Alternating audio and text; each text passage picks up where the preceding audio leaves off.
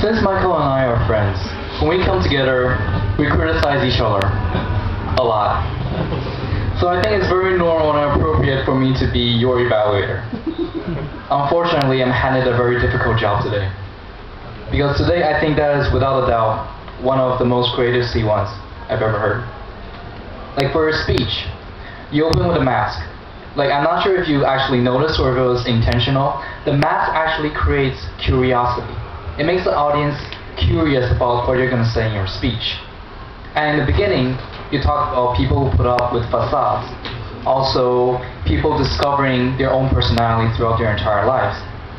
These things make people think about different aspects of personality, which sets them up for your speech, which is discovering who you are.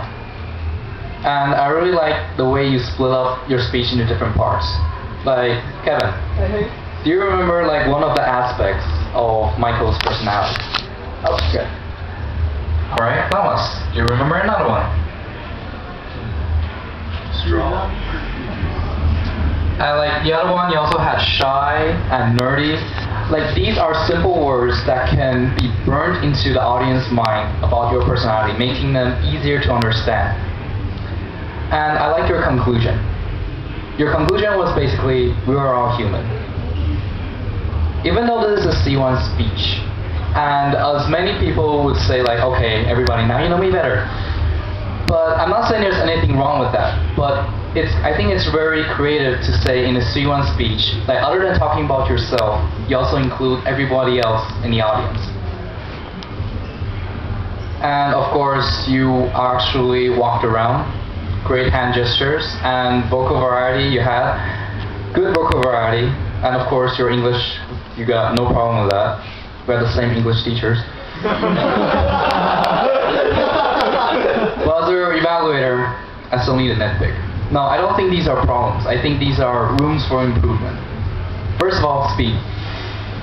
Yes. I do know that maybe you're used to talking like faster. Like maybe normally when we talk, it's a lot faster. But sometimes, like understanding your audience, you might need to go a little bit slower, especially when you're going to other crowds, like for contests and so on. And also use a little bit less gestures.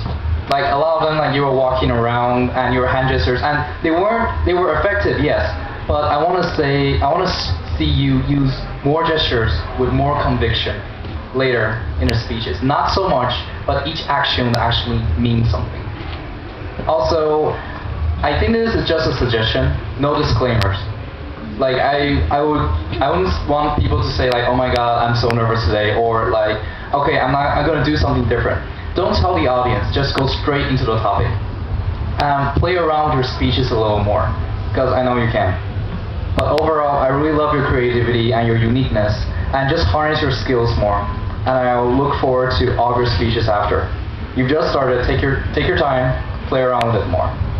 Alright, everyone please give Michael a round of applause. I know I'm over time.